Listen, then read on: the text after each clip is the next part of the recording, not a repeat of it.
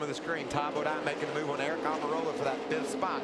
You guys we're going to watch him, right? He's a guy we think does have the experience and can get up front and have a chance to win this. Oh, problems in turn number 1. We've got 3 trucks around. Dennis Setzer's around. Mario Goslin, the yellow truck, is just taking off now. Kenny Schrader came in there late, got her slowed down, made his way through that mess. So he'll pick up another couple spots. He had already raced his way up, guys, to the 23rd. We'll see the 3 trucks that are involved.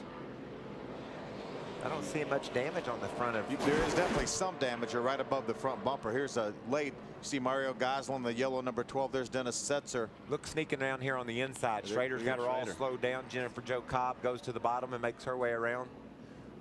I can't. There was some contact as they went in turn number 1 with somebody. It started real early. They were almost up on the straightaway still, I believe.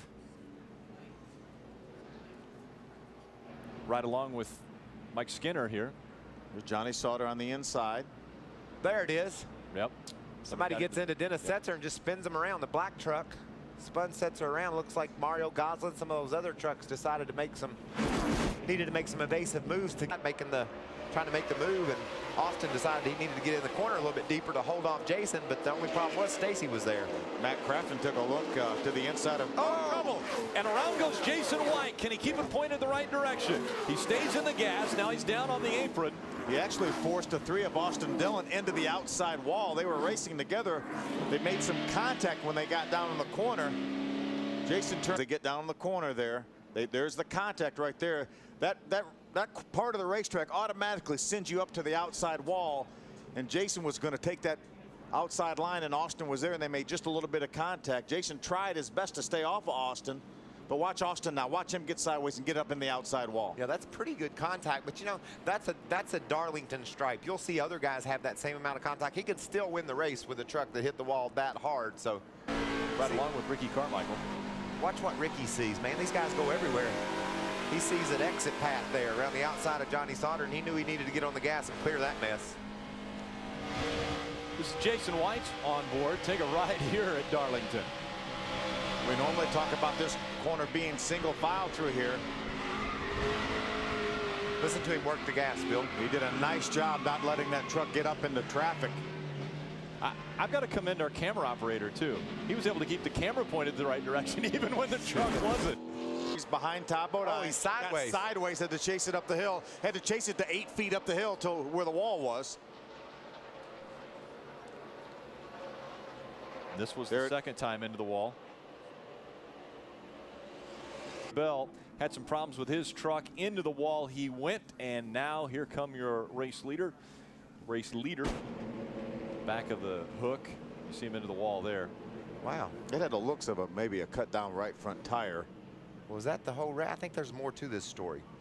I think that he got into the wall there, maybe cut a tire, maybe got a fender in on a tire, and then wound up crashing into the wall. You can see there a lot of damage to the right front. So that was probably what caused, you see the brake rotors, the brake rotor falling apart, pieces coming off that truck. That was probably the reason why he hit the wall. There's the big hit. Yeah. Remember, he was running with Kenny Schrader the first time around when he scrubbed it, and this is the same part of the racetrack, and it took a lap for that whatever fender brace. A little bit of contact. That's your classic Darlington stripe, but he's lost his momentum. You can see Skinner dives to the inside of Ricky down into turn 1, and that just gets him up too high. He gave Skinner the room Skinner needed, and that was a result. That spin was a result of the contact he made off turn 4. We talked about how important it is to keep your momentum. He lost his, and watch Skinner dives to the bottom. He gets too high, and around he goes. Had the right sides up and the loose stuff there. It's hard to believe that you can have any loose stuff up against the wall. The difference this time, 0.448 the difference. And caution on the racetrack. It's the 6th caution of the night. Something happened off turn 4. There's a truck right there. Is that Donnie Lee in the 07? Yep, Donnie Lee. That's more than a Darlington stripe there. That's a crash. Yeah.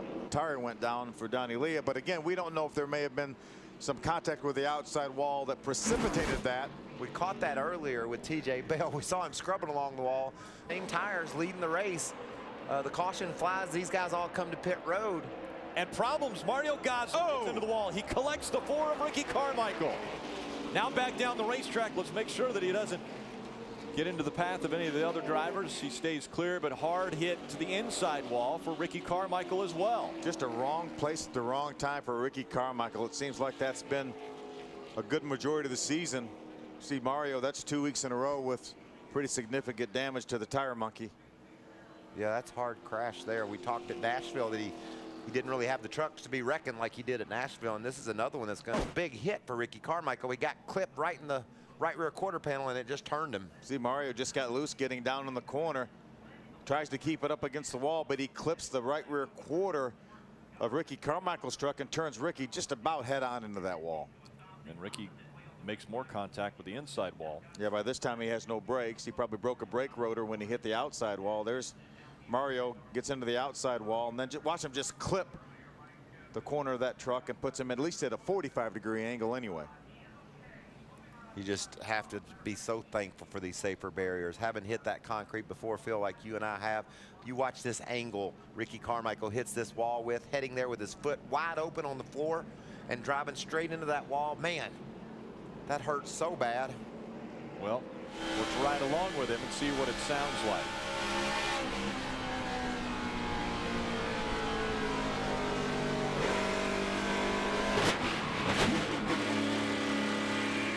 As you mentioned, back in the throttle. Wide open. Wide open.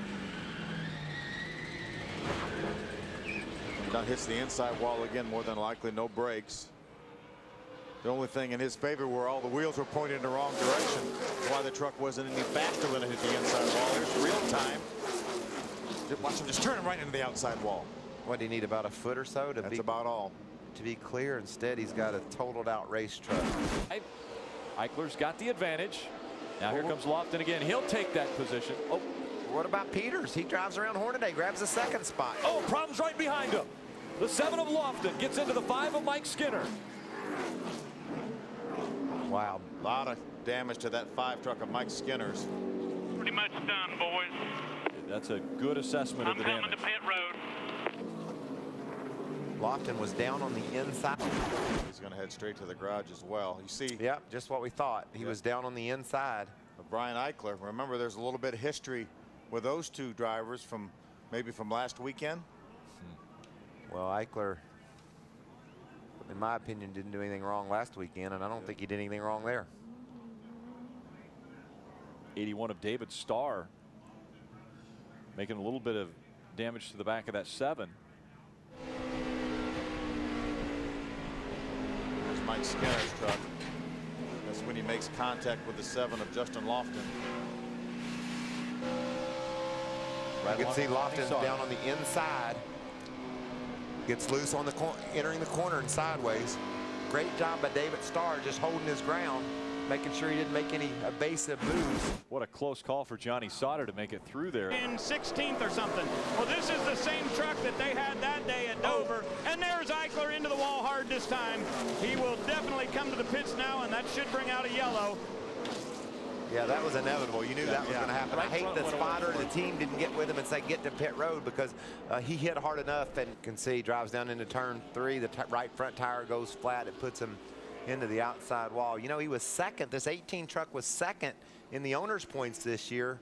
Just a handful of points off Todd Bodine for the lead. This will certainly hurt those chances of winning that owner's championship as a Toyota. Kyle Busch obviously would love to win that in his rookie season. Listen in. Again, that was inevitable after that initial contact coming off the corner, bouncing off that wall. You know that Peters going around the slower lap traffic as well. White flag in the air. Todd Bodine gets it. Timothy Peters trying to reel him in one more lap. David Starr lays up ahead of Todd Bodine. Looks like Todd's going to have to deal with him, which will allow Timothy Peters to gain on Todd. Slows his momentum just a bit. We'll see if Timothy Peters can capitalize on it. Look at that, how much he's moving in. Todd did a nice job of getting by David Starr. If he would have had to follow him till he got off of 2, it would have been trouble. The final turn. Todd Bodine comes out of turn number 4. He'll go back-to-back in the Camping World Truck Series. Back to victory lane. Experience pays off tonight at Darlington. Imagine that. I just had a feeling it might. But Here, Timothy, boys, I'm proud of you. Way to work your butts off.